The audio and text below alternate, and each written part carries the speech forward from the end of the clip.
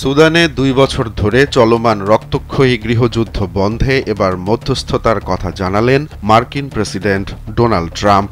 সাম্প্রতিক ওয়াশিংটন সফরে সৌদি যুবরাজ মোহাম্মদ বিন সালমানের সঙ্গে বৈঠকে এ বিষয়ে আলোচনার পর তিনি যুদ্ধ বন্ধের ঘোষণা দেন। বৈঠক শেষে ট্রাম্প সাংবাদিকদের বলেন, সুদানের যুদ্ধ বন্ধে সৌদি যুবরাজ আমার সহায়তা চেয়েছেন। আমরা শিগগিরই এ নিয়ে কাজ শুরু করব।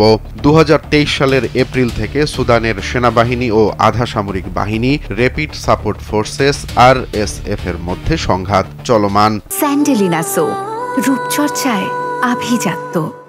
আন্তর্জাতিক সংস্থাগুলোর হিসেবে এ যুদ্ধে এখন পর্যন্ত ৪০,০০০-এরও বেশি মানুষ নিহত এবং অন্তত ১,৪০,০০,০০০ মানুষ বাস্তুচ্যুত হয়েছেন।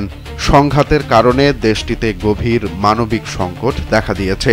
সৌদি যুবরাজের সঙ্গে বৈঠকে ট্রাম্প বলেন, সুদানের যুদ্ধটি আমার তালিকায় ছিল না, তবে তার অনুরোধের পর আমরা বিষয়টিকে অগ্রাধিকার দিচ্ছি।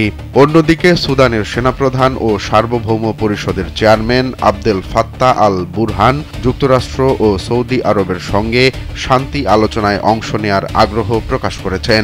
বিশ্লেষকরা বলছেন, সুদানের সংঘাত নিরসনে অগ্রগতি না হলে লোহিত সাগর অঞ্চল সহ সমগ্র পূর্ব আফ্রিকা অস্থিতিশীল হওয়ার ঝুঁকিতে রয়েছে।